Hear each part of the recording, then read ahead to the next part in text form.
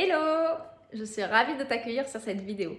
Si tu vois cette vidéo, c'est que tu veux probablement développer ton entreprise équestre et augmenter le nombre de tes clients.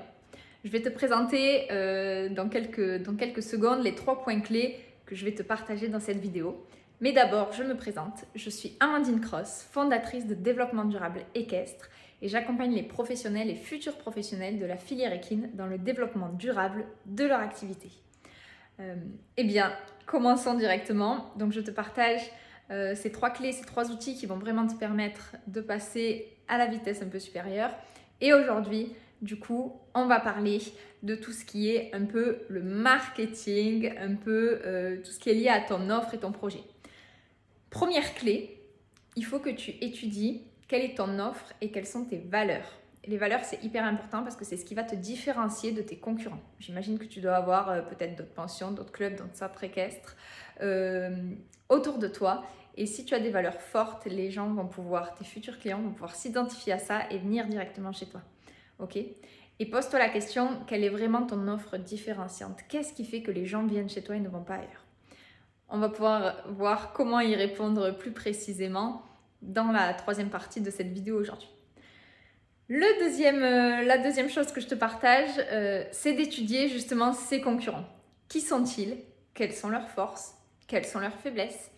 Et qu'est-ce qu'il y a de différent chez toi par rapport à ces personnes-là ? Tu dois vraiment appuyer sur la différence. N'aie pas peur de faire autre chose que les autres. Parce que si tu fais tout pareil, on ne voit pas vraiment la différence, tu es obligé de jouer sur les prix. Et après, pour toi, c'est plus difficile. Donc, n'hésite pas à vraiment étudier tes concurrents, à comprendre pourquoi il y a des clients qui vont chez les concurrents et qui ne viennent pas chez toi. Et à voir ça vraiment en profondeur, quitte même à faire un petit appel mystère, le client mystère à ton concurrent pour voir un petit peu quel est ton ressenti, quelles sont ses valeurs et qu'est-ce qu'il y a vraiment de différent entre toi et lui. 3e et dernière clé que je te propose via cette vidéo, c'est d'analyser et d'étudier clairement tes clients et tes clients potentiels cibles. Ok ? Donc là, on va parler de persona un petit peu. C'est ton client idéal qui vient chez toi. Pour quelles raisons il vient chez toi ? Je te conseille vraiment de, pourquoi pas, si tu as déjà des clients dans ton entreprise équestre, de faire un questionnaire et de leur administrer pour savoir qu'est-ce qu'ils aiment chez toi, qu'est-ce qu'ils aimeraient qu'ils s'améliorent.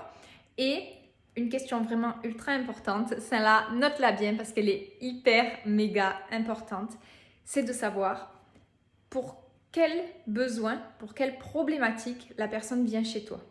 Quel est le problème, quel est le besoin que tu résous chez cette personne ?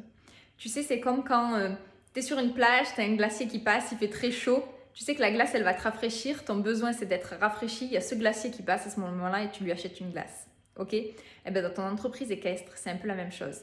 C'est-à-dire que si tu as une maman qui est chef d'entreprise, qui est overbookée, eh bien peut-être que ces 2 heures d'équitation par semaine lui permettent de se ressourcer, de penser un peu à autre chose et de prendre l'air. Voilà toi, ce que par exemple tu peux apporter avec ton offre et ta structure. Voilà, et bien j'espère que ça t'a aidé. Maintenant au boulot et puis on se retrouve demain pour la prochaine vidéo. Bye bye!